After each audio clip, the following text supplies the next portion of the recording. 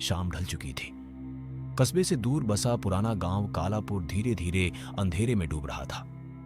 गांव के किनारे खड़ी थी एक जर्जर हवेली, जिसे लोग मौत की हवेली कहते थे। कहा जाता था जो भी इस हवेली के पास गया उसने आत्मा की आवाज जरूर सुनी। पायल अपने दोस्तों के साथ गांव घूमने आई थी। दोस्तों ने हंसते हुए कहा, इतनी बहादुर बनती है तो हवेली के अंदर जाकर दिखा। हंसी। पायल बोली, भूत आत्मा सब अफवाह है। वो अकेली हवेली में घुस गई। टॉर्च की रोशनी जैसे ही टूटी दीवारों पर पड़ी, डरावनी परछाइयां हिलने लगी। अचानक उसे लगा दीवार पर उसकी परछाई के अलावा एक और परछाई हिल रही है। पायल घबराई। कौन है? कोई जवाब नहीं, बस धीमे कदमों की आत्मा जैसी आवाज। वो भागकर बाहर आई। दोस्त हंस पड़े, लेकिन पायल जानती थी वह अकेली नहीं थी। उस रात के बाद गांव में अजीब घटनाएं शुरू हो गई। मोहन जो गांव का नाई था, एक रात तालाब के पास से गुजर रहा था। पीछे से किसी के चलने की आवाज आई। कौन है? कोई जवाब नहीं। अचानक उसके सामने सफेद साया खड़ा हो गया, हरी चमकती आंखें और फुसफुसाहट। तेरा वक्त पूरा हुआ। अगली सुबह मोहन पागल हो चुका था। वो बस एक ही बात दोहरा रहा था, आत्मा आत्मा मुझे बुला रही है। गांव का स्कूल मास्टर देवेश भूत प्रेत में विश्वास नहीं करता था, लेकिन एक रात हवेली के पास से गुजरते समय उसके कान में आवाज आई, तू बच नहीं पाएगा। देवेश की हिम्मत टूट गई। अब गांव में डर फैल चुका था। एक रात सरिता अपने आंगन में दिया जला रही थी। अचानक हवा चली और दिया बुझ गया।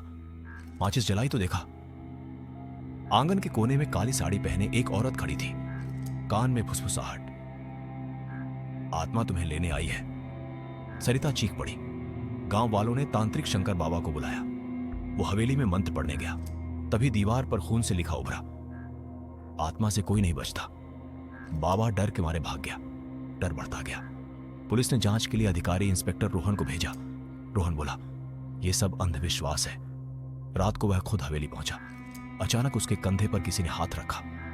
कान में आवाज, सच जानना है तो तहखाने में आ। पायल अब डर नहीं, सच्चाई जानना चाहती थी। उसने रोहन, देवेश और अपने दोस्त करण को साथ लिया। रात 12 बजे चारों तहखाने में उतरे।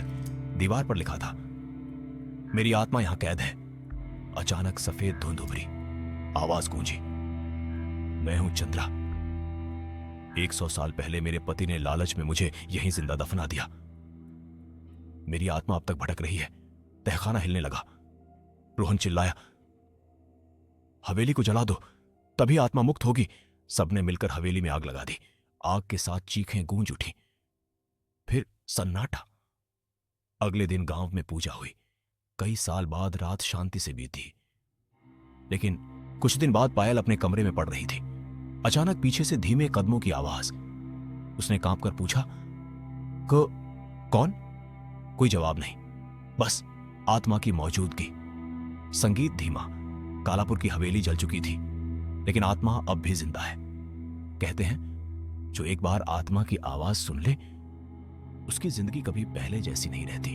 अगर आपको अंधेरे, खौफ और रूह कंपा देने वाली कहानियां पसंद हैं, तो इस वीडियो को लाइक कीजिए और चैनल को सब्सक्राइब कर लीजिए, क्योंकि अगली कहानी और भी ज्यादा डरावनी होने वाली है।